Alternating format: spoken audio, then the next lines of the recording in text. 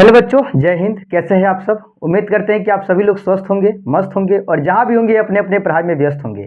एक बार फिर से आप सभी का स्वागत करते हैं आपके अपने YouTube channel RS online classes पर।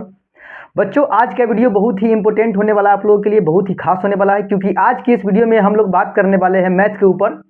मैथ में हम आप लोगों के लिए लेकर आए हैं टॉप 50 ऑब्जेक्टिव क्वेश्चन, जो कि आपके एग्जाम 2025 के लिए जो है काफ़ी इंपॉर्टेंट होने वाला है। ठीक है, तो इस वीडियो में आप लोग हमारे साथ अंत तक बने रहिएगा, क्योंकि इस वीडियो को देखने के बाद जो है आप एग्जाम में कम से कम 20 से 30 क्वेश्चन जो है आप सॉल्व कर पाइएगा केवल इस वीडियो से। ठीक है, ऑब्जेक्टिव क्वेश्चन यानी काफ़ी इंपॉर्टेंट क्वेश्चन है इस वीडियो के अंदर। ठीक है, हमने जो है इस वीडियो में वैसे वैसे क्वेश्चन को रखा है जो कि आपके पिछले एग्जाम 2011 से लेकर 2024 तक के एग्जाम में जो है रिपीटेड हुआ है। ज़्यादातर जो रिपीट क्वेश्चन हुआ है उसी सबको जो है इस वीडियो में इंक्लूड किया गया है, पूरे बुक से है। ठीक है, यानी लेसन नंबर 1 से लेकर जो है लेसन नंबर पूरे 15 तक का क्वेश्चन जो है इस वीडियो में शामिल किया गया है। ठीक है, तो बस आप लोगों को पेशेंस रखकर इस वीडियो में लास्ट तक बने रहना है। थोड़ा भी स्किप कीजिएगा इस वीडियो को तो आप लोग जो है पछताइएगा, क्योंकि मैथ के कॉन्सेप्ट के साथ जो है आप लोगों को क्वेश्चन जो है हम बताने वाले इस वीडियो में। ठीक है, तो चलिए बिना देरी किए जो है वीडियो को शुरू करते हैं। देखिए, आज का हमारा पहला क्वेश्चन देखिए, बहुत ही इंपॉर्टेंट क्वेश्चन, त्रिकोणमिति का सवाल है। क्वेश्चन है कि 1/√3 किसका मान है इसमें से। ठीक है, यहाँ पर 4 ऑप्शन है।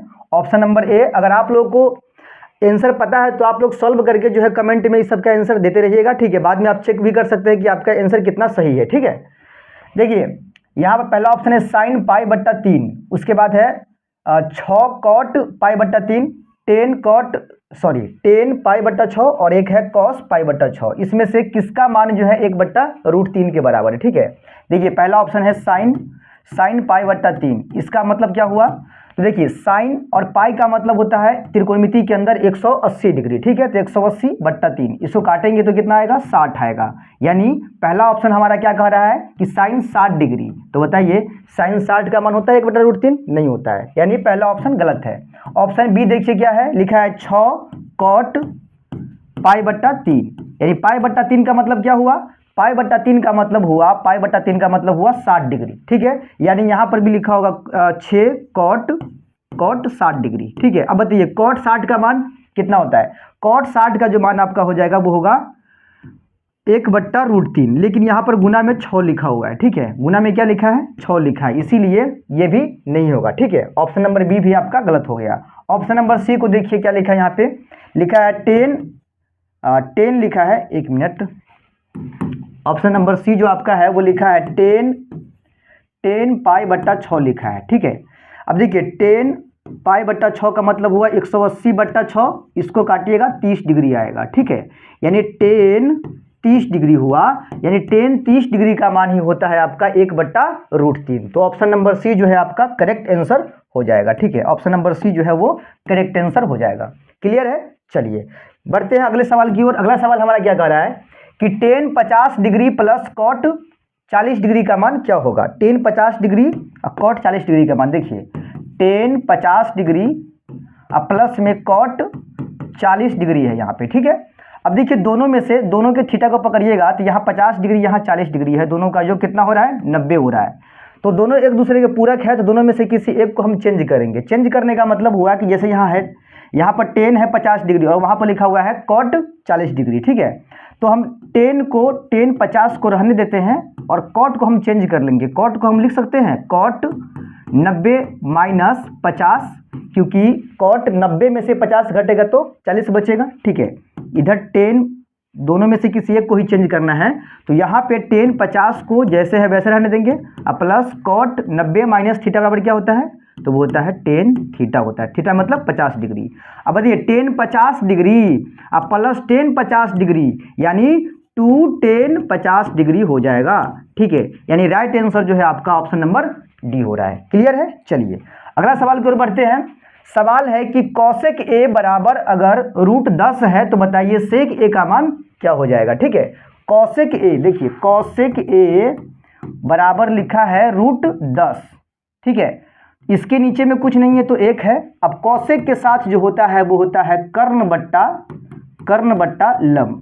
कर्ण बट्टा लंब होता है, यानी √10/1 के बराबर कर्ण बट्टा लंब, यानी कर्ण जो होगा वो √10 होगा और लंब जो होगा वो होगा 1 हमारा। अब इसमें लंब आधार कर्ण में से कौन सा मिस भुजा है, मतलब मिसिंग कौन है, तो इसमें आधार जो है वो मिसिंग है, तो आधार का मान निकालिएगा √अंडर कर्ण का स्क्वायर माइनस लंब का स्क्वायर। ठीक है, अब बताइए कर्ण कितना है इसमें, √10 है, √10 का स्क्वायर माइनस लंब कितना है, तो वो 1 है, तो 1 का स्क्वायर, √10 का स्क्वायर कितना होगा, सीधा 10 और 1 का स्क्वायर 1 होगा। अब रूट में हम सीधा लिखेंगे 9, 10 में से गया तो 9 और 9 का वर्गमूल 3, यानी आधार हमारा निकल गया 3। अब हमसे किसका मान पूछा है, हमसे पूछा है सेक का मान, और सेक थीटा बराबर क्या होता है, सेक ए बराबर होता है आधार बट्टा कर्ण, आधार बट्टा कर्ण।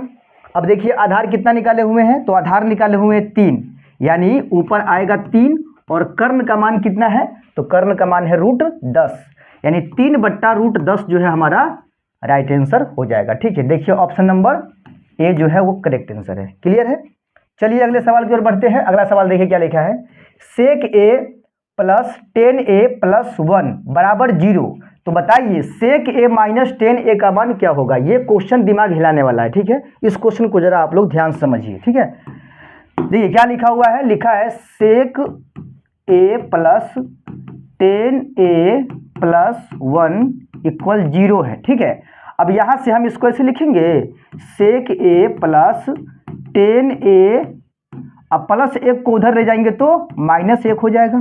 क्लियर है, +1 उधर गया तो -1। अब जरा यहाँ समझिएगा, यहाँ पर पूछा है सेक ए माइनस 10a का मान। ठीक है, अब यहाँ पर है एक फार्मूला आप लोगों को याद होगा, सेक स्क्वायर ए माइनस 10 स्क्वायर ए बराबर 1। ठीक है, ये फार्मूला है। अब इसमें क्या करना है आपको, यहाँ पे लगाना है फार्मूला, इसको मान लीजिए ए और इसको मान लीजिए बी, मतलब सेक को ए मानना है तो ए स्क्वायर माइनस 10 को बी मानना है तो बी स्क्वायर, तो ए स्क्वायर माइनस बी स्क्वायर का फार्मूला क्या होता है, तो ए प्लस बी इंटू ए माइनस बी। ठीक है, यानी ए प्लस बी, तो सेक ए प्लस 10a। ठीक है, ए प्लस बी इंटू ए माइनस बी, यानी सेक ए माइनस 10a। ठीक है, ए प्लस बी इंटू ए माइनस बी, और इस सब के बराबर क्या होगा, इस सब के बराबर होगा 1, ये वाला 1। ठीक है, अब देखिए सेक ए माइनस 10a के बराबर क्या दिया हुआ है, सॉरी सेक ए प्लस 10a के बराबर दिया हुआ है -1, तो यहाँ पर क्या लिखेंगे, -1 लिखेंगे, और इंटू में क्या होगा, सेक ए माइनस 10a, अब बराबर में क्या है, 1 है। अब -1 जो है वो इसके साथ गुना में है, उसको उस पार ले जाएंगे, -1 को इधर बचेगा, सेक ए माइनस 10a बराबर इधर 1, और ये -1 उधर जाएगा, गुना में है तो इधर बट्टा के नीचे आएगा -1, यानी 1/-1 सीधा -1 इसका जो है आंसर हो जाएगा, सेक ए माइनस 10a का मान। ठीक है, तो बी नंबर जो है आपका करेक्ट आंसर होगा। क्लियर है, ये कॉन्सेप्ट था आपका।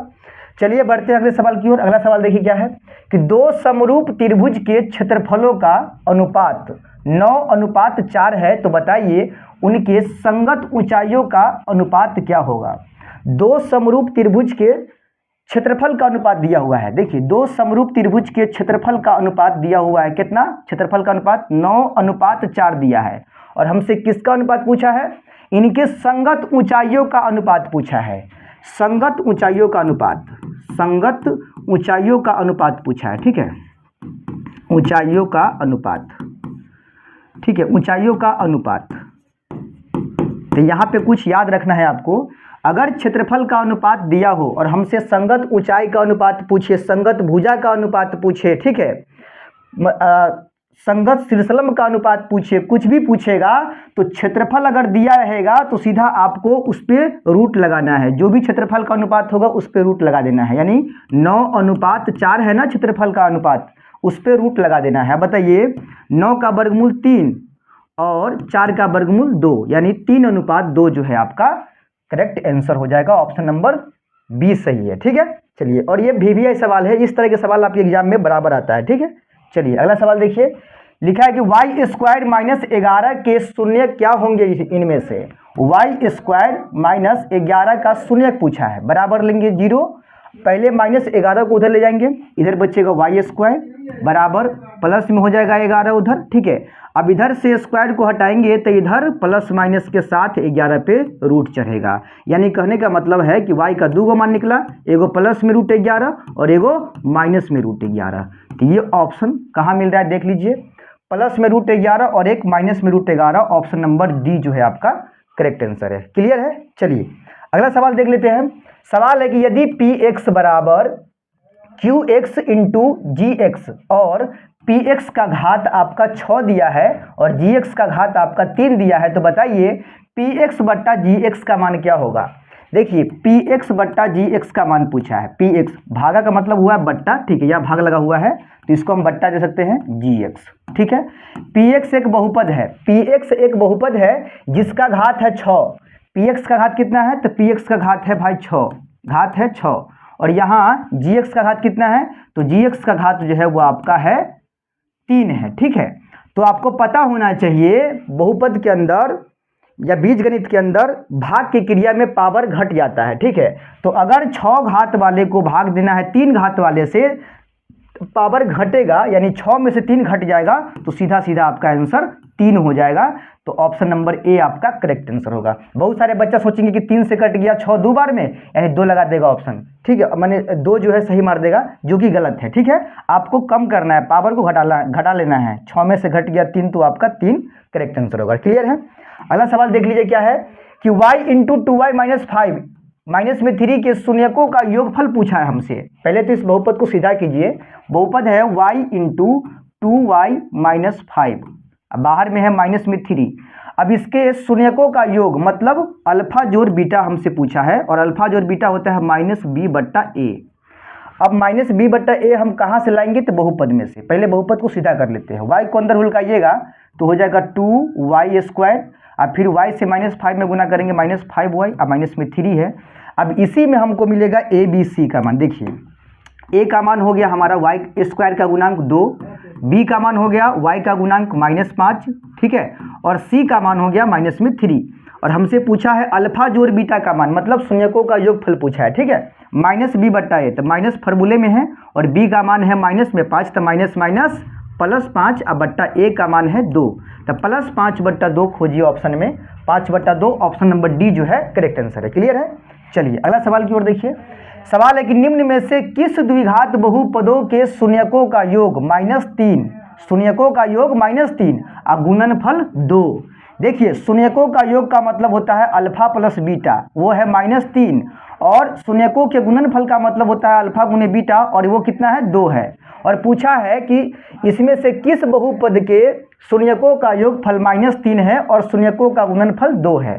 तो सिंपल सा इन दोनों की सहायता से हम बहुपदे प्राप्त कर लेंगे। द्विघात बहुपद निकालने का फॉर्मूला है x² minus alpha plus beta into में x प्लस अल्फा गुने बीटा, ये फार्मूला है। अब देखिए x² minus alpha plus beta का मान है -3, तो यहाँ -3 दे देना है, इंटू में है x, प्लस में अल्फा गुने बीटा का मान है 2, तो यहाँ पर 2 रख देंगे, यानी x² माइनस माइनस प्लस में 3x प्लस में 2। अब यही बहुपद है जिसका शून्यकों का योगफल -3 और गुणनफल 2 है। देख लीजिए x² प्लस में 3x प्लस में 2, ऑप्शन नंबर ए आपका जो है वो करेक्ट आंसर हो जाएगा। क्लियर है। चलिए अगला सवाल देखिए। अगला सवाल है कि बहुपद ax² plus bx plus c का आलेख कैसा होगा। देखिए आलेख जब भी आप पढ़े होइएगा बहुपद के अंदर, तो आलेख इस प्रकार से टेढ़ा मेढ़ा आलेख देखे होइएगा, ठीक है। 2.1 प्रश्नावली में देखे होइएगा, इस तरह का ग्राफ बनता है। इस ग्राफ का जो नाम है बाबू वो है परवलय ग्राफ, परवलय ग्राफ जो है इसको हम बोलते हैं, और ये क्वेश्चन आपके रिपीट किया गया है एग्जाम में, 2 बार पूछा हुआ है, ठीक है। तो आपका जो है ऑप्शन नंबर बी हो जाएगा, ठीक है। ये द्विघातीय बहुपद का व्यापक रूप है, और हमसे पूछा है कि इसका ग्राफ कैसा होगा, तो वो परवलय के आकार का होगा, ठीक है, परवलय हो जाएगा, परवलय। चलिए अगला सवाल देखिए क्या है कि यदि px बराबर x² माइनस 2x प्लस 5 के शून्यक a b हो, तो a b का मतलब हुआ a गुना b, प्लस में a प्लस b का मान क्या हो जाएगा। देखिए a का मतलब हुआ अल्फा और b का मतलब हुआ बीटा, ठीक है। a का मतलब हो गया अल्फा और b का मतलब हुआ बीटा, ठीक है। यानी अल्फा बीटा इसका शून्यक है, तो बताइए कि अल्फा इंटू बीटा मतलब ए गुने बी का मान हुआ, मतलब हुआ अल्फा गुने बीटा। पहले बहुपद लिख लीजिए, क्या है, x square minus 2x plus 5। इसमें ए का मान कितना होगा, ए का मान 1 हो जाएगा, बी का मान होगा -2 और सी का मान हो जाएगा 5। ठीक है, हमसे पूछा है किसका मान, इस सब का मान, यानी ए बी प्लस में ए प्लस बी। ए बी का मतलब हुआ अल्फा गुने बीटा, और अल्फा गुने बीटा बराबर क्या होता है, सी बट्टा ए होता है। अब प्लस ए प्लस बी का मतलब हुआ alpha plus beta minus B बट्टा ए होता है। ठीक है, चलिए सी का मान खोजिए, कितना है, सी का मान है 5, तो यहाँ 5 रख दीजिए, बट्टा ए का मान है 1 प्लस माइनस कर दीजिए यहाँ पे, चाहे प्लस रहने दीजिए। अब देखिए माइनस बी का मान कितना है, तो -2, तो माइनस प्लस 2, अब बट्टा ए का मान 1, यानी नीचे में चेक रहबे करता है, तब 5 और 2 कितना हो गया, 7। 5 और 2 कितना हो गया, 7 हो गया। ठीक है, सी बट्टा है माइनस बी बट्टा है 5 2 7, यानी ऑप्शन इसमें कोई नहीं मिल रहा है, तो इसमें जो है थोड़ा सा मिस टाइपिंग हो गया, इसके वजह से ऑप्शन नंबर जो है नहीं मिल रहा है, कोई भी ऑप्शन नहीं है, तो 7 जो है आपका करेक्ट आंसर हो जाएगा। ठीक है, 5 और 2 7 हो जाएगा। क्लियर है, चलिए अगला सवाल देखिए क्या है, प्रथम 3 भाज्य संख्याओं का मौसा क्या होगा। प्रथम 3 भाज्य संख्या कौन कौन है, तो वो है 4। प्रथम मतलब शुरुआत से 3 गो भाज्य संख्या लिखना है आपको, 4, ठीक है, 6 और 8, ये तीनों का HCF पूछा है, मौसा। ठीक है, मौसा, अब 4 को तोड़िएगा तो क्या होगा, 2 गुना 2, 6 को तोड़िएगा तो क्या होगा, 2 गुना 3, और 8 को तोड़ने पर होता है 2 गुने 2 गुना 2, और इसका हमसे पूछा है HCF। HCF कौन होता है, जो तीनों के गुणनखंड में मिलता है, यानी 2 इसका जो है HCF हो जाएगा, ऑप्शन नंबर सी। क्लियर है, चलिए बढ़ते हैं अगले सवाल की ओर। अगला सवाल देखिए क्या है कि किसी पूर्णांक m के लिए सम संख्या का रूप क्या होगा। अगर m हमारा पूर्णांक संख्या है तो इसके सम संख्या का रूप क्या होगा। तो m अगर पूर्णांक है, ठीक है, तो सम बनाने के लिए हमको क्या करना पड़ेगा, इसमें 2 जोड़ना पड़ेगा। ठीक है, क्या करना पड़ेगा, 2 जोड़ना पड़ेगा। ठीक है, नहीं, सम का रूप m+2 नहीं होगा, गलत हो जाएगा इसे। ठीक है, m+2 देने से गलत हो जाएगा। 4m जो आपको दिख रहा है ना, ये 4m हमारा सम का रूप होगा, क्योंकि अगर m पूर्णांक है, पूर्णांक का अर्थ हुआ कि इसके जगह पर कोई भी प्लस में संख्या माइनस में संख्या 0 डाल सकते हैं। ठीक है, तो अगर 4 से गुना करते हैं, जैसे m का मान अगर 1 डालते हैं और यहाँ 4m लिखा हुआ है, तो 4 इंटू m का मान 1 यानी 4 हो गया। अगर हम 2 रखते हैं m के जगह पर 2 रखते हैं, तो 4 इंटू 2 बराबर कितना हो जाएगा, 8। तो क्या हो जाएगा, सम संख्या बार बार आ रहा है कि नहीं आ रहा है, कोई भी नंबर डाल रहे हैं m की जगह पर तो क्या आ रहा है, सम संख्या आ रहा है। इसका मतलब है कि 4m जो है आपका सम संख्या के लिए करेक्ट आंसर हो जाएगा। ठीक है, चलिए अगला सवाल देखिए। अगला सवाल है कि 2 तथा 2.5 के बीच अपरिमेय संख्या कौन है। 2 और 2.5 के बीच √11 रूट में 5, ठीक है, यहाँ पे रूट 2 पॉइंट यहाँ पूरा है, ठीक है, रूट में है 2.25 और यहाँ पे है रूट में 12.5, यानी किसका मान आता है 2 और 2.5 के बीच में। ठीक है, आपको ये देखना है। ठीक है, तो 11 का जब वर्गमूल निकालिएगा तो वो 2 से ज़्यादा हो जाएगा, यानी 2.5 से ज़्यादा हो जाएगा। √5 का मान जो है आपका 2.13 ऐसी कुछ आएगा। ठीक है, यानी कि 2 और 2.5 के बीच में जो है आपका √5 का मान आएगा, तो आपका बी जो है करेक्ट आंसर हो जाएगा। ठीक है, इसका तो 2.5 से 2 से कम में हो जाएगा, इसका 2 से ज़्यादा हो जाएगा, मान 2.5 से ज़्यादा हो जाएगा। 2 और 2.5 के बीच में होना चाहिए था। ठीक है, 2 और 2.5 के बीच में 2.1 2.2 2.3 2.4 ये सब चल जाएगा। ठीक है, यानी √5 का मान ही जो है इस दोनों के बीच में आता है। ठीक है, चलिए अगला सवाल देखिए क्या है। बिंदु है -1,3 तथा -5,7 के बीच की दूरी क्या है। -1,3 है और एक है -5,7, इनके बीच की दूरी निकालना है। देखिए x1 हो गया -1, x2 हो गया इसमें हमारा -5, ठीक है, y1 हो गया हमारा इसमें 3 और y2 हो गया हमारा इसमें 7, और इनके बीच की दूरी निकालना है। बीच की दूरी निकालने का फॉर्मूला क्या है, x1 - x2 का होल स्क्वायर जोड़ y1 - y2 का होल स्क्वायर। ठीक है, अब यहाँ लगाएंगे रूट। x1 का मान कितना है -1 माइनस x2 का मान -5 था, +5 इसका होल स्क्वायर जोड़ y1 का मान 3 है माइनस y2 का मान है 7, इसका भी देना पड़ेगा होल स्क्वायर। रूट में देखिए 5 में से गया तो 4 का स्क्वायर, अब -7 में से 3 गया तो -4 का स्क्वायर। अब देखिएगा 4 का स्क्वायर होता है 16 होता है, और प्लस देखिए अब -4 का स्क्वायर प्लस में 16 होता है। ठीक है, 16 कितना हो गया, 32 हो गया। रूट में होता है 32, और 32 को जब तोड़िएगा तो 4√2 आएगा। 4 × 16 16 × 32 होता है, यानी कि 4√2 जो है आपका करेक्ट आंसर होगा। क्लियर है, चलिए अगला सवाल देखिए, सवाल है कि यदि R एक बिंदु दिया है 5,6 इसका निर्देशांक है, ये बिंदु जो है बिंदु A जिसका निर्देशांक 6,5 है और B जिसका निर्देशांक 4,y है, इन दोनों को मिलाने वाली रेखाखंड एक AB नाम का रेखाखंड है, इसके मध्य बिंदु है तो y का मान क्या होगा? y का मान हमसे पूछा है, ठीक है। देखिए इसका फिगर से आपको हम समझाते हैं। जैसे मान लीजिए एक रेखाखंड है, ठीक है, जिसका नाम है A और B। इसमें A का भी निर्देशांक पता है, A का निर्देशांक है 6,5 और B का जो निर्देशांक दिया है वो B का है 4,y दिया हुआ है, ठीक है। और इसके मध्य बिंदु में कौन है? मध्य बिंदु में है R नाम का एक बिंदु है जो इस रेखाखंड के मध्य में बैठा हुआ है, जिसका निर्देशांक है 5,6, ठीक है।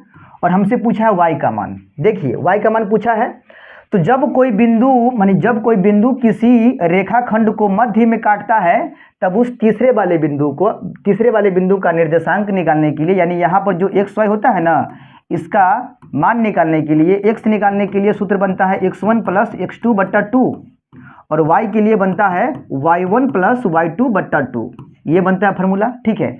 तो हम मान के चलिए अगर इसमें से 6 जो है इसका मान अगर निकालते, यहाँ पर दिया हुआ है, अगर हम निकालते तो कैसे निकालते? तो निकालते हम y बराबर y1 + y2/2 करके निकालते, ठीक है। लेकिन हमको यहाँ पर 6 का मतलब y का मान दिया हुआ है, ये x का मान है और ये y का मान है, तो y का मान 6 दिया हुआ है, 6 रखिए। हमको इस वाले y का मान निकालना है, याद रखिएगा, निकलेगा वो y1 का मान कितना है तो वो 5 होगा, अब प्लस y2 का मान हो जाएगा y, अब बट्टा में 2 हो जाएगा। इसके नीचे में 1 डाल के और क्रॉस गुना कीजिएगा, तो जब क्रॉस गुना करेंगे तो 5 + y में 1 से गुना करेंगे तो कितना हो जाएगा? यहाँ पे 5 + y ही होगा, 5 + y होगा। अब बराबर में अगर हम 6 से 2 में गुना करेंगे तो 12 हो जाएगा। अब y का मान निकालना है तो 5 को उधर भेजिए, 12 उधर पहले से है, 5 गया उधर तो माइनस में, यानी y का मान निकल के आया 7, ठीक है। तो 7 आपका जो है वो करेक्ट आंसर हो जाएगा। क्लियर है? चलिए अगला सवाल देखिए। सवाल है कि y अक्ष पर किसी बिंदु जिसकी बिंदु 4,2 से दूरी 5 है तो निम्नलिखित में से कौन है? बताइए निम्नलिखित में से कौन है? y अक्ष पर बिंदु खोजना है जिसकी दूरी 4,2 से कितनी है? 5 है, ठीक है। y अक्ष पर कोई बिंदु है, देखिए y अक्ष पर कोई बिंदु है, तो y अक्ष पर कोई बिंदु है तो x का मान 0 होगा, y का मान y ये होगा, ठीक है। और इस बिंदु की दूरी किस बिंदु से? 4,2 एक बिंदु है, इस बिंदु से है 5, दूरी कितनी है? 5। तो इस बिंदु का निर्देशांक हमसे पूछा है, ठीक है। पहली बात आप ध्यान से इसको समझिएगा, तो लिखा है y अक्ष पर कोई बिंदु है तो x का मान तो 0 होगा, ठीक है। तो ऑप्शन देखिए इसमें कि कौन सा ऑप्शन आपको दिख रहा है जिसमें x का मान 0 है, तो ऑप्शन नंबर बी दिख रहा है। बिना बनैले आंसर हो जाएगा इसका, समझ रहे हैं ना, दिमाग में लगाइएगा। तो अगर चाहते हैं आप बनाना तो बना भी सकते हैं। इन दोनों बिंदु के बीच की दूरी क्या दिया है? 5 दिया, तो आप लिखिए यहाँ पे दूरी में क्या होता है? x1 - x2 का होल स्क्वायर अब प्लस में y1 - y2 का होल स्क्वायर, y1 - y2 का होल स्क्वायर। अब बराबर में यहाँ पर क्या दिया है? 5 दिया है, ठीक है। इधर से रूट को हटाएंगे, उधर स्क्वायर चल जाएगा। इधर x1 का मान कितना है? 0 - x2 का मान 4 है, तो 0 - 4 का स्क्वायर प्लस y1 का मान y है माइनस y2 का मान 2 है, इसका होल स्क्वायर बराबर इधर 5 का स्क्वायर हो जाएगा क्योंकि इधर से रूट को हटाए हैं। अब -4 में से गया 0 तो -4 का स्क्वायर, अब प्लस में a - b का होल स्क्वायर पर इसको तोड़ देंगे हम, ठीक है। a स्क्वायर -2 इंटू a का मान y इंटू b का मान 2, अब प्लस में b स्क्वायर तो 2 का स्क्वायर, अब बराबर में 5 का वर्ग 25 होगा, ठीक है। अब -4 का वर्ग 16, y का वर्ग y स्क्वायर माइनस में 2 दूना 4y होगा, अब प्लस में 2 का स्क्वायर करेंगे तो 4 हो जाएगा। अब 25 को लाके खींच के तो माइनस में 25 होगा, अब बराबर कुछ नहीं बचा तो 0। अब देखिए y स्क्वायर -4y क्या बच गया? y स्क्वायर माइनस में 4y और 25 माइनस में है और 16 4 20 प्लस में है, ठीक है।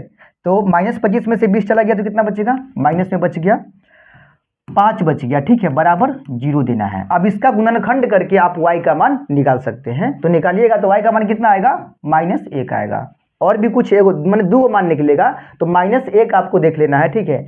आपको आंसर तो हम पहले ही बतला दिए कि बी ऑप्शन होगा इसमें सही, क्योंकि x का मान तो 0 है, खाली y का मान ढूंढना है ना हमको। तो इसमें 4 ऑप्शन में से देखिए किस ऑप्शन में आपको x का मान 0 दिख रहा है, तो ऑप्शन नंबर बी में x का मान 0 दिख रहा है, तो ऑप्शन देखने से ही भी लगता है कि सही हमारा आंसर है, ठीक है। चलिए अगला सवाल देख लेते हैं। सवाल है कि बिंदु -4,3 की स्थिति किस पाद में है? आपको ये पूछ रहा है, ये कार्तिक तल है, इस कार्तिक तल में इसका होता है प्लस कॉमा प्लस, इसका होता है माइनस कॉमा प्लस, इसका होता है माइनस कॉमा माइनस और इसका होता है प्लस कॉमा माइनस। अब देखिए बिंदु क्या है, बिंदु -4,3 है, यानी पहला मान है माइनस में, दूसरा मान है प्लस में, तो माइनस कॉमा प्लस दूसरा चतुर्थांश में जाएगा, यानी द्वितीय पाद में जो है ये बिंदु की स्थिति हो जाएगी। ठीक है, चलिए अगला सवाल देखिए। सवाल है कि बिंदु एक P है -4,2 और Q का निर्देशांक है 8,6, इसको मिलाने वाली रेखाखंड के मध्य बिंदु के नियामक क्या हो जाएंगे। देखिए एक बिंदु P है, P नाम का बिंदु है जिसका निर्देशांक -4,2 है, और एक Q नाम का बिंदु है जिसका निर्देशांक 8,6 है। इसके मध्य बिंदु में एक बिंदु है, इसका निर्देशांक पूछ रहा है, इसका निर्देशांक यानी इसके एक्स वाई का मान पूछ रहा है। क्लियर है, देखिए x का मान निकालने का फॉर्मूला बताया है कुछ देर पहले आपको हम, कि जब कोई बिंदु मध्य में काटेगा ना किसी रेखाखंड को, तो उसका मान निकालने के लिए x बराबर x1 जोड़ x2 बट्टा 2 हो जाएगा, और y के लिए y1 जोड़ y2 बट्टा 2 हो जाएगा। अब x1 का मान -4 प्लस x2 का मान 8 बट्टा 2, और यहाँ y1 का मान है 2 प्लस y2 का मान है 6 बट्टा 2। अब 8 में से 4 गया तो 4 बट्टा 2, काटेंगे तो 2 निकल गया। यहाँ 6 2 8, 8 बट्टा 2 करेंगे तो 4, यानी 4 निकल गया। तो 2,4 जो है उस मध्य बिंदु वाले, यानी इस रेखाखंड के मध्य बिंदु पर जो है उसका निर्देशांक होगा 2,4। ऑप्शन नंबर सी जो है आपका करेक्ट आंसर है। क्लियर है, चलिए अगला सवाल देखते हैं। सवाल क्या कर रहा है हमारा कि यदि किसी त्रिभुज के तीनों शीर्ष के नियामक 0 -1, 0 5, -2 एवं 8,2 हो तो इसके केंद्रक का निर्देशांक क्या है। केंद्रक का निर्देशांक, ये सवाल बड़ा इंपॉर्टेंट है, क्वेश्चन बराबर ये रिपीट होता है इस तरह का क्वेश्चन। ठीक है, एक बिंदु का निर्देशांक है -1, 0, एक का है 5, -2, ठीक है 5, -2, और एक का क्या है 8,2 है। इसके केंद्रक का निर्देशांक पूछा है। केंद्रक जो होता है ना, यहाँ पर भी एक्स वाई होता है, इसी एक्स वाई का मान हमसे पूछा है। तो केंद्रक का निर्देशांक निकालने का सूत्र बनता है x1 जोड़ x2 जोड़ x3 बट्टा के नीचे 3 बनता है। ठीक है, और y के लिए बनता है y1 जोड़ y2 जोड़ y3 जो बट्टा के नीचे 3, ये फार्मूला बनता है। ठीक है, अभी देखिए x1 x2 x3, यहाँ भी x है, यहाँ भी x है और यहाँ भी x है, तो x1 x2 x3 -1 हो गया x1 जोड़ x2 5 हो गया जोड़ x3 8 हो गया, और नीचे में 3 आ जाएगा। अब 8 और 5 13, 13 में से 1 घट गया तो 12, अब 12 के नीचे है 3, और काटेंगे तो 4, यानी x का मान क्या निकला 4, और y के मान y1 हो गया 0 प्लस y2 हो गया -2 प्लस y3 कितना हो गया 2 हो गया, अब बट्टा के नीचे 3। अब देखिए +2 -2 0 बन गया, यहाँ 0 है तो ऊपर में कुल मिलाकर 0 बचेगा, नीचे में 3, तो 0 बट्टा 3 0 होगा। x का मान निकल गया 4 और y का मान निकल गया 0, 4,0। ऑप्शन नंबर बी जो है वो करेक्ट आंसर है। क्लियर है, चलिए अगला सवाल देखिए। सवाल है के किस मान के लिए समीकरण निकाय 4x + ky बराबर 6 एवं 2x - 4y बराबर 3 के अनगिनत हल होंगे। देखिए सवाल है 4x प्लस में ky बराबर में -6 और एगो है 2x माइनस में 4y बराबर में 3।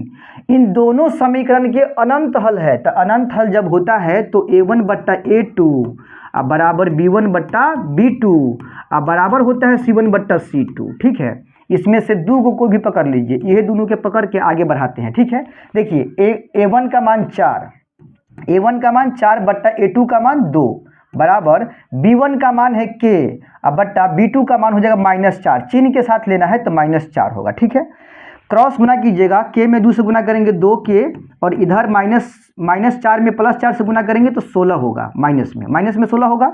अब यहाँ से देखिए इधर k रहने देंगे, अब +2 को उधर ले जाएंगे, इधर पहले से -16 है, 2 आ जाएगा नीचे में लटकेगा, -8 बार में कटेगा, k का मान जो है वो -8। ऑप्शन नंबर बी जो है वो आपका करेक्ट आंसर है। क्लियर है, चलिए अगला सवाल देखिए। सवाल है कि रैखिक समीकरण युग्म x जोड़ 3y - 4 बराबर 0 तथा 2x - 5y - 1 बराबर 0 है, कैसा है। अविरोधी है कि विरोधी है कि आश्रित है कि इनमें से कोई नहीं। इस समीकरण का निकाय किस प्रकार का बन रहा है वो आपको चेक करना है। देखिए x + 3y - 4 बराबर 0 है, और एगो है 2x - 5y - 1 बराबर 0। इसमें से -4 को उधर ले जाइएगा तो बचेगा x जोड़ 3y +4 हो जाएगा, और -1 को उधर ले जाइएगा तो 2x - 5y प्लस में 1 हो जाएगा। क्लियर है बात? ये समीकरण पहला है और ये समीकरण दूसरा है, ठीक है।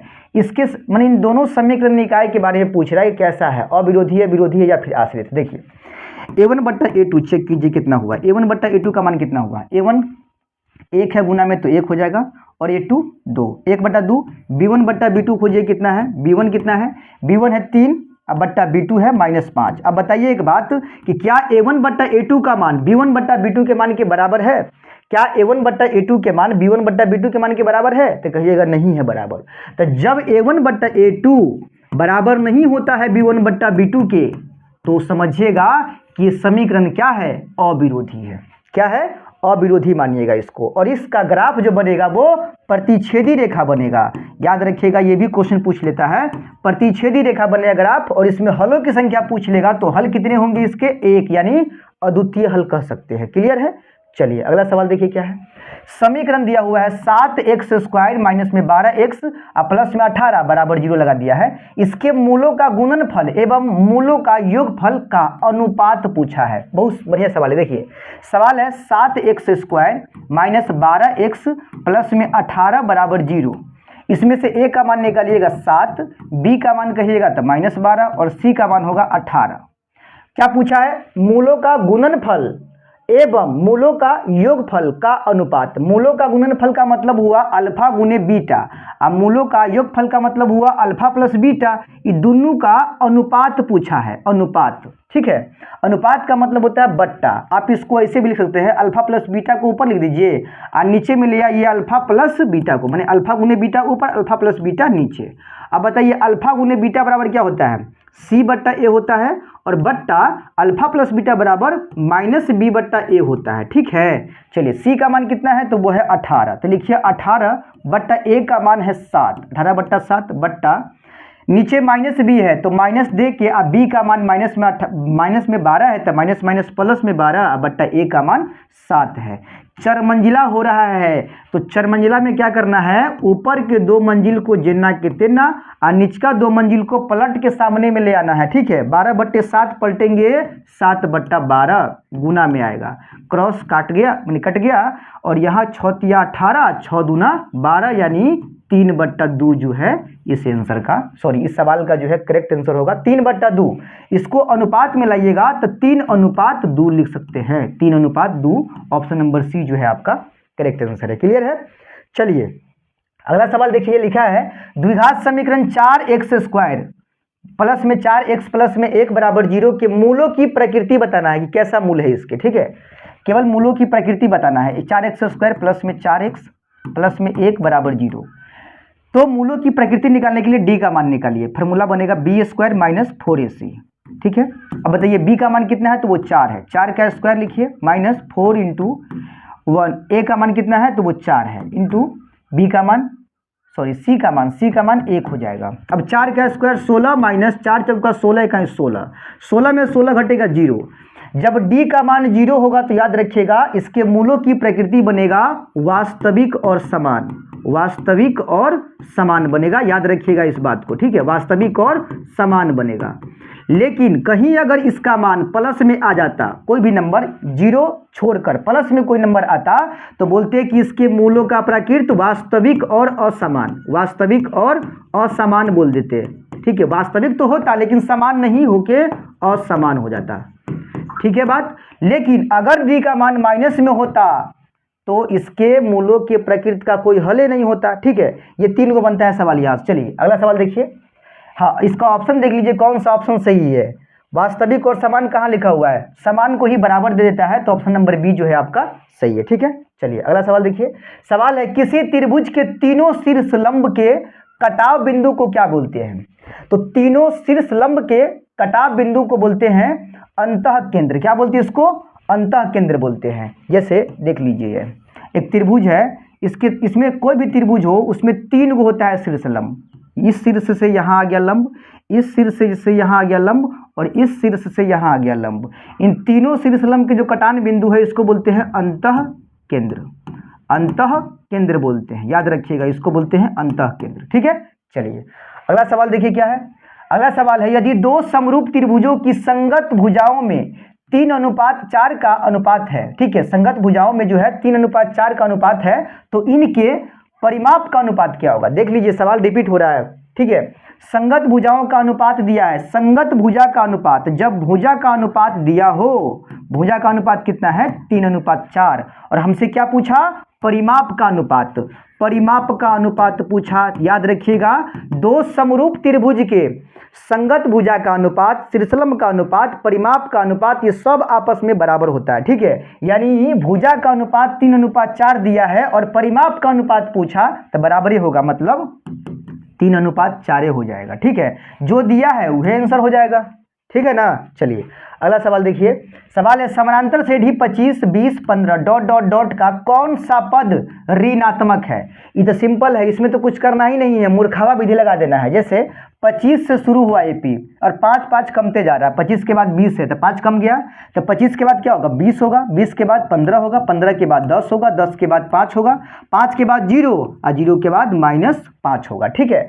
तो पूछा क्या है, कौन सा प्रथम मतलब पहला पद ऋणात्मक का मतलब माइनस में, इस एपी का कौन सा पहला पद माइनस में आएगा। तो कौन सा पहला पद, देखिए ये तो पहला पद, दूसरा पद, तीसरा, चौथा, पांचवा, छठा, सातवां पद जो है इसका माइनस में आएगा, ठीक है। सातवां पद ऑप्शन नंबर बी जो है करेक्ट आंसर है, ठीक है। अगला सवाल देख लीजिए, सवाल है, यदि समानांतर श्रेणी का एनवां पद क्या दिया है, ए एन बराबर दिया है 9 - 5n, तो इसमें किसका मान पूछा है, सातवां पद क्या होगा, A7 का मान। सिंपल है, A7 पूछा है, मतलब जहां जहां n है वहां 7 रख दीजिए। तो 9 - 5 गुना n का मान 7, तो 9 - 7 पंचे 35, अब -35 में से +9 चला गया तो 26 बचेगा, वो भी माइनस में बचेगा। ऑप्शन नंबर बी जो है करेक्ट आंसर आपका हो जाएगा। क्लियर है। चलिए अगला सवाल देखते हैं। अगला सवाल है, एपी है, एपी 2, 6, 10 इसके प्रथम 11 पदों का योग हमसे पूछा है। इस एपी में ए का मान कितना होगा, तो कहिएगा सर जी 2 होगा। डी का मान कितना होगा, तो 4 न बढ़ रहा है, 4 बढ़ते जा रहा है, तो डी का मान हो जाएगा 4। और कितने पद को जोड़ना है, तो वो 11 पदों को जोड़ना है, तो एन का मान कितना हो जाएगा, 11 हो जाएगा। और जोड़ना है ना, तो जोड़ने के लिए फार्मूला बनता है एस एन बराबर n/2 × 2a plus n-1 × d बनता है, ये सूत्र बनता है। अब n का मान कितना होगा, तो वो 11 हो जाएगा। 11/2 × 2 गुना a का मान कितना होगा, तो 2 है, अब प्लस n का मान, तो 11 - 1 × d का मान कितना होगा, तो वो 4 हो जाएगा, ठीक है। 11/2 × 2 दूना 4 प्लस में 11 में से 1 गया तो 10 गुना में 4। क्लियर है बात। देखिए 11/2 और इंटू में 4 प्लस 10 चौका हो जाएगा 40, 10 चौका हो जाएगा 40। अब 40 और 4 कितना आएगा, 44, यानी हो जाएगा 11/2 गुना में 44। अब इसको काटिएगा 2 से, तो 22 दूना 44। अब 22 में 11 से गुना कर लीजिए, 22 से कम 22 के 2 हासिल 2, अब 22 से कम 22 2 24, यानी 242 जो है आपका आंसर होगा। Option number B correct answer. Clear है। चलिए अगला सवाल देखिए। सवाल नंबर अगला है, -10, -6, -2, इसमें आगे बढ़ते जा रहा है, बढ़ते लास्ट पद है 34। अब कह रहा है कथी कि इस सबको जोड़िए, सॉरी इसमें पदों की संख्या पूछा है कि 34 तक आते आते कितने पद होंगे।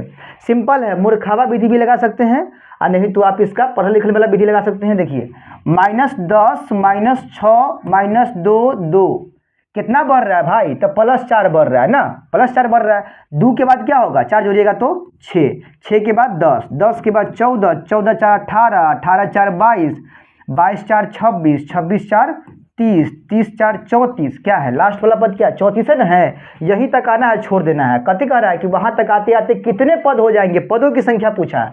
1 गो पद, 2 गो पद, 3 गो, 4 गो, 5 गो, 6 गो, 7 गो, 8 गो, 9 गो, 10 गो, 11 गो, 12 गो, 12 गो पद होगा। बस कुछ नहीं लगाना है, सिंपल सा तरीका से बना देना है, ठीक है। चलिए अगला सवाल देखिए। निम्नलिखित में कौन द्विघात समीकरण है, कौन सा द्विघात समीकरण है। ये तो पहली के वाला दिख रहा है द्विघात समीकरण, पहली के दिख रहा है आपका द्विघात समीकरण। इहो भी नहीं करेगा क्योंकि पावर 3 लगा है, इहो नहीं होगा। 1 मिनट, यहाँ ऑप्शन नंबर ए जो है क्या पूछा है, कौन सा द्विघात समीकरण है। ये भी आपका द्विघात समीकरण हो सकता है, ठीक है। और ऑप्शन नंबर जो आखिरी है ये तो होबे नहीं करेगा, ये नहीं होगा, ठीक है। तो हमसे क्या पूछा है कि इसमें कौन सा द्विघात समीकरण है। एक मिनट, गलत क्वेश्चन हो गया। यहाँ पर क्वेश्चन होता है कि कौन सा द्विघात समीकरण नहीं है, कौन सा द्विघात समीकरण नहीं है, नहीं है, ठीक है, क्योंकि इसमें एक से अधिक क्वेश्चन ऐसा दिख रहा है, इसमें ना एक से अधिक क्वेश्चन दिख रहा है, इसीलिए देख लीजिए इसमें कौन सा होगा, तो आपको बदला देते हैं। यहाँ पर पहले क्वेश्चन होगा नहीं है, कौन सा द्विघात समीकरण नहीं है, तो पहला वाला द्विघात समीकरण होगा, क्योंकि पावर 2 यहाँ पर भी है, पावर 2 यहाँ पर भी है, ठीक है, यहाँ 2x² है, कोई दिक्कत नहीं, होगा ये। पावर 3 यहाँ है, यही वाला जो है द्विघात समीकरण नहीं होगा। यहाँ पर क्वेश्चन गलत है, थोड़ा सा इसको सही कर लीजिएगा। यहाँ पे लिखा होगा 2x² प्लस में 5, ये लिखा हुआ है, ठीक है, बराबर है, यहाँ पे बराबर की इस पार है, बराबर से पहले है √2x + 3 का होल स्क्वायर, ठीक है, ये वाला है पहले, और बाद में ये है।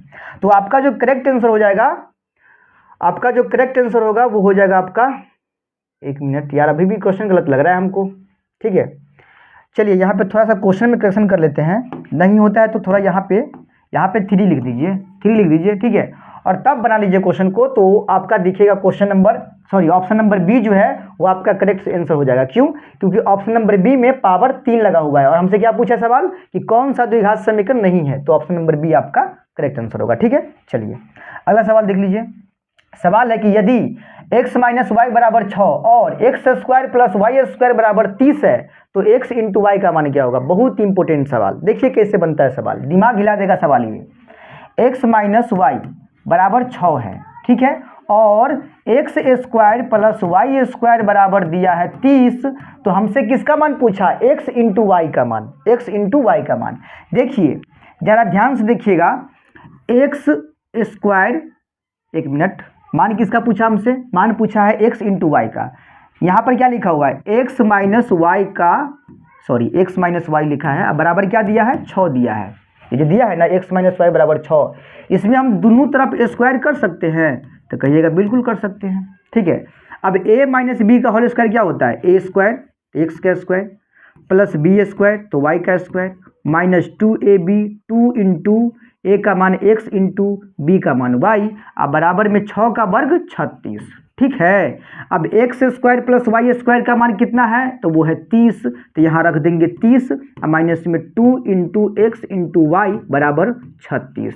अब 30 को उधर ढकेलिएगा, इधर बचेगा माइनस में 2 गो xy, ठीक है, और उन्ने कारी कौन चीज 36, अब माइनस में 30 आएगा, ठीक है, -2xy बराबर इधर 6 बचेगा, -2 को उधर ले जाएगा तो बट्टा में जाएगा ना, तो xy का मान होगा 6/-3, काटिएगा, सॉरी 2 है, 3 नहीं है, 2 है, यहाँ पे नीचे में 2 आएगा, 2 से काटिएगा 6 को 3 बार में, अब माइनस लगा हुआ है नीचे तो लगा दीजिए, तो x × y का मान क्या निकल के आया, -3 निकल के आया। तो देख लीजिए -3 ऑप्शन नंबर डी जो है आपका करेक्ट आंसर है। देखिए ये तरीका समझ लीजिए आप लोग, ठीक है, तरीका कैसे बनाए हैं हम, ठीक है। अगला सवाल देखिए, सवाल अगला है कि 6 सेंटीमीटर त्रिज्या वाले अर्धवृत्त की कुल परिमिति क्या होगा। r का मान कितना है, 6 सेंटीमीटर, और क्या पूछा है, अर्धवृत्त की परिमिति, कुल परिमिति, अर्धवृत्त की परिमिति होती है r × पाई + 2, ये अर्धवृत्त का परिमाप का फॉर्मूला होता है। r का मान कितना है, 6, ठीक है, × पाई + 2 सेंटीमीटर। ऑप्शन में मिलाइए कौन सा ऑप्शन मिल रहा है आपका, 6 × पाई + 2, ऑप्शन नंबर बी जो है आपका करेक्ट आंसर होगा। क्लियर है। चलिए अगला सवाल देखिए। सवाल है कि 64 पाई सेंटीमीटर स्क्वायर क्षेत्रफल वाले वृत्त का व्यास क्या होगा। देखिए वृत्त का क्षेत्रफल दिया है, वृत्त का जो क्षेत्रफल है वो दिया हुआ है, कितना दिया है क्षेत्रफल, 64 पाई सेंटीमीटर स्क्वायर दिया है, ठीक है, सेंटीमीटर स्क्वायर दिया हुआ है, स्क्वायर दिया है। अब वृत्त का क्षेत्रफल क्या होता है, पाई r² बराबर दिया है 64 पाई, ठीक है। अब पाई को उधर भेजिएगा, इधर बचेगा r², इधर 64 पाई पहले से है, ई पाई जो आएगा नीचे में लटक जाएगा, पाई से पाई कट गया, स्क्वायर को हटाएंगे तो उधर रूट चढ़ेगा 64 पे, ठीक है, तो r का मान होगा 8, r का मान 8 हो गया। हमसे क्या पूछा है, वृत्त का व्यास, त्रिज्या पूछता तो 8 आंसर होता, लेकिन व्यास पूछा है, यानी d निकालना है ना, तो 2 × r होता है d निकालने का फॉर्मूला, ठीक है, तो 2 और इंटू r का मान 8 है, तो 8 × 16 जो है आपका करेक्ट आंसर हो जाएगा 16, option number B right answer है, ठीक है। अगला सवाल देखिए। सवाल है कि प्रथम 5 पूर्ण संख्याओं का माध्य क्या होगा। प्रथम 5 पूर्ण संख्या कौन कौन सा है, तो एगो 0 होगा, 0, 1, 2, 3 और 4, 5 को हो गया, 1 2 3 4 5। ऐसा नहीं कि 5 तक लिख दीजिएगा, 0 से शुरू करते हैं तो 4 तक 5 हो जाता है, 5 को हो जाता है। इनका माध्य निकालना है। माध्य निकालने का फॉर्मूला क्या है? आंकड़ों का कुल योग बट्टे आंकड़ों की कुल संख्या, माने चरों का कुल योग बट्टे चरों की कुल संख्या। इस सबको जोड़ दीजिए, सबको जोड़ दीजिए, ठीक है, जितना है सबको जोड़ दीजिए और जय गो है उतना से भाग दे दीजिए। 1 2 3 4 5 गो है, 5 से भाग दे दीजिए। देखिए 4 3 7 2 9 1 10 और 0, 10 होगा और नीचे में 5 काटिएगा तो 2 बार में कटेगा। ऑप्शन नंबर बी जो है आपका करेक्ट आंसर है, ठीक है। चलिए अगला सवाल देखिए। सवाल है कि 24 15 22 13 9 10 30 का परिसर पूछा है। परिसर को अंग्रेजी में रेंज कहते हैं। परिसर, परिसर पूछा है। परिसर निकालने का फॉर्मूला है कि ये जो आंकड़ा दिया है ना, इस आंकड़ा में से सबसे बड़का डाटा को निकालिए। सबसे बड़का डाटा कौन दिख रहा है आपको? तो 30 दिख रहा है, तो 30 को लिख लीजिए, ठीक है। पहले लिखिएगा बड़का डाटा को, अब माइनस देके और फिर सबसे छोटका डाटा खोजिए। इसमें सबसे छोटका, सबसे छोटा आपको 9 दिख रहा है, तो 9 लिख लीजिए और माइनस कर लीजिए। सबसे बड़का में से सबसे छोटका को हटा लीजिए, परिसर निकल गया आपका, ठीक है। इतना ईजी है, यानी 21 बच जाएगा। तो ऑप्शन नंबर डी आपका करेक्ट आंसर है, ठीक है।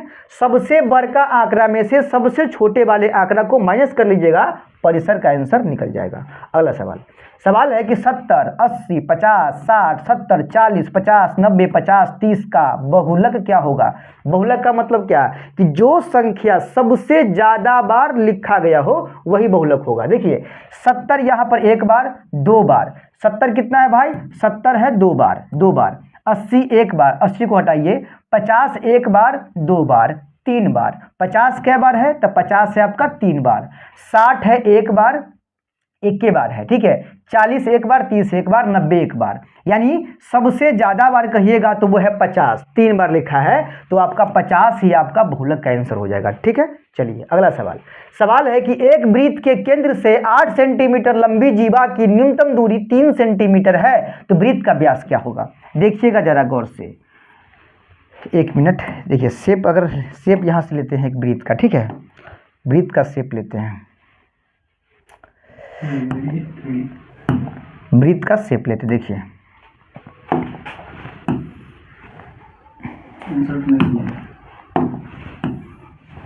भाई सब नहीं हो रहा है वो,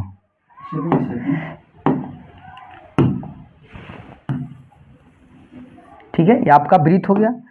क्या कह रहा है कि एक वृत्त के केंद्र से 8 सेंटीमीटर लंबी जीवा, केंद्र है ये, ठीक है, ये इसका केंद्र है और केंद्र से एक जीवा है, जीवा, जीवा की लंबाई कितनी है? 8 सेंटीमीटर, इसकी लंबाई है 8 सेंटीमीटर, ठीक है। तो एक वृत्त के केंद्र से 8 सेंटीमीटर लंबी जीवा की न्यूनतम दूरी 3 है, माने केंद्र से इस जीवा की दूरी कितनी है? तो वो है 3, दूरी है 3 सेंटीमीटर, ठीक है, 3 सेंटीमीटर की दूरी है। तो वृत्त का व्यास पूछा है हमसे, ठीक है। अब आप देखिएगा यहाँ पर ध्यान से, यहाँ पर ध्यान से जरा देखिएगा, ये परिधि है, परिधि से केंद्र को छू लिया, ठीक है, फिर परिधि से यहाँ पर देखिए केंद्र को छुआ, परिधि से, सॉरी, परिधि से केंद्र को छू लिया, यहाँ पे परिधि से केंद्र को जो है आके छू लिया। परिधि से केंद्र को मिलाने वाली रेखा वृत्त की त्रिज्या कहलाती है। ये लाइन जो आपको दिख रहा है ये पूरा कितना है? तो ये पूरा 8 है। अब यहाँ से एक लंब जो है डाला गया है, लंब डाला गया है, तो ये सामने वाले भुजा को क्या करेगा? 2 बराबर भागों में बांटेगा, मतलब जितना ये हिस्सा होगा उतना ही ये हिस्सा होगा। तो अगर पूरे 8 है तो 4 हो गया इधर और 4 हो गया इधर, ठीक है, 4 हो गया ये। इसका नाम ओ रख दीजिए, इसका नाम रख दीजिए सी रख दीजिए, इसका नाम ए और इसका नाम बी रख दीजिए, ठीक है। और यहाँ पे 90 डिग्री का एंगल बना रहा है, 90 डिग्री का एंगल बना रहा है, मतलब समकोण त्रिभुज बना रहा है, ठीक है, समकोण त्रिभुज बन रहा है। इसीलिए समकोण त्रिभुज में ये भुजा हो गया आपका 8, ये भुजा हो गया 3, सॉरी ये 8 नहीं बल्कि 4 है, पूरा 8 है, तो ये 4 हो गया, ये 3 हो गया, और ये भुजा निकालिएगा, ये कर्ण कहलाएगा। ये भुजा अगर निकालिएगा तो वही तो हमारा त्रिज्या कहलाएगा, और जब त्रिज्या निकल जाएगा तो उसी का डबल कर दीजिएगा तो व्यास हो जाएगा। चलिए निकालते हैं, केंद्र माने कर्ण निकालते हैं, कर्ण, ओबी की लंबाई निकालते हैं, ओबी की लंबाई, ओबी की लंबाई निकालेंगे रूट अंडर लंब का स्क्वायर यानी ओ सी का स्क्वायर जोड़ बीसी का स्क्वायर, बीसी का स्क्वायर। देखिए ओसी कितना है? तो ओसी की लंबाई है 3, तो 3 का स्क्वायर देना है, प्लस बीसी कितना है? तो वो 4 है, 4 का स्क्वायर देना है। अब देखिए 3 का स्क्वायर 9, 4 का स्क्वायर 16, 9 और प्लस में 16, 16 और 9 कितना होगा? 25। अब 25 का वर्गमूल कितना होगा, 5 होगा। यानी ये जो त्रिज्या हो गया, त्रिज्या हमारा OB की लंबाई ये 5 निकल गया, और हमसे क्या पूछा है, इसका व्यास पूछा है, मतलब इसी का डबल कर दीजिए, तो 5 का डबल कितना होता है, 10। यानी इस वृत्त का जो व्यास हो जाएगा वो होगा ऑप्शन नंबर सी सही, यानी कि 10 सेंटीमीटर का। ठीक है, चलिए अगला सवाल देखिए। सवाल है कि एक शंकु का आयतन 1570 सेंटीमीटर क्यू है, यहाँ पर क्यू लगा हुआ है, ठीक है, ठीक है। यदि इसके आधार का क्षेत्रफल 314 सेंटीमीटर स्क्वायर है तो इसकी ऊंचाई क्या हो जाएगी, इसकी ऊंचाई हमसे पूछा है। ठीक है, चलिए आयतन दिया है 1570 सेंटीमीटर क्यूब और आधार का क्षेत्रफल। एक शंकु का देखिए, शंकु आपका इस तरह का होता है, शंकु हो गया ये, इसका जो आधार देखिएगा ना, आधार, ये आधार होता है एकदम वृत्ताकार होता है, कैसा होता है, वृत्त के आकार का होता है, और इसी का क्षेत्रफल दिया है कितना, 314 दिया है। जो आधार होता है इसका क्षेत्रफल दिया हुआ है कितना, 314 दिया हुआ है, 314 सेंटीमीटर स्क्वायर दिया है। तो हमसे क्या पूछा, इसकी ऊंचाई पूछा। आप जरा गौर से देखिएगा, आधार जो होता है वो वृत्त के आकार का होता है, और इसका क्षेत्रफल कितना दिया है, ये दिया 314 दिया है। अब क्षेत्रफल क्या होता है, पाई आर स्क्वायर बराबर 314। अब यहाँ से पाई का मान तो होगा 22/7, आर स्क्वायर पते नहीं है, बराबर 314। अब यहाँ से आर स्क्वायर का मान अगर निकालिएगा तो 314 जैसे कि तैसे, और 7 इधर आएगा तो गुना में, अब 22 आएगा तो भागा में जाएगा। ठीक है, काटिएगा इसको, 11 दूना 22, और 2 से काटिएगा, 2 एकम 2, 2 पंचे 10, 2 सत्ते 14, 11 से काटिएगा इसको, 11 चौको 44, सॉरी 11 इकाई, एक मिनट, 2 से काटे हैं, एक मिनट रुकिए, 2 से काटे हैं इसको हम, 11 दूना 22, 11 दूना 22 हो गया। ठीक है, 11 दूना 22, और 11 से 2 से काटेंगे ऊपर तो 2 15 दूना 30, ठीक है, 7 दूना 14। ठीक है, अब इसको काटेंगे, 11 से काटेंगे, 11 एकम 11, 4 7, नहीं कट रहा है ये।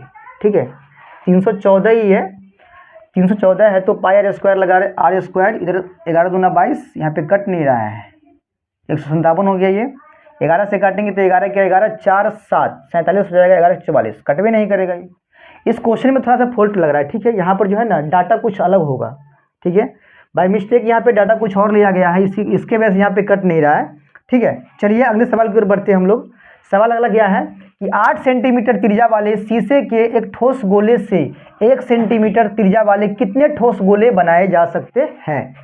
देखिए 8 सेंटीमीटर त्रिज्या वाला एक ठोस गोला है, मतलब बड़का है। ठीक है, बड़का गोला है जिसकी त्रिज्या कितनी है, 8 सेंटीमीटर है, 8 सेंटीमीटर त्रिज्या इसकी है। ठीक है, और पूछा है कि ये त्रिज्या मतलब इस गोले को छोटा छोटा गोला में बनाना है, जिसकी त्रिज्या कितना होना चाहिए, जिसकी त्रिज्या मात्र 1 सेंटीमीटर का होना चाहिए। तो ऐसा क्या गोला जो है हम बना सकते हैं, इसकी त्रिज्या 1 है, इसकी त्रिज्या 8 है।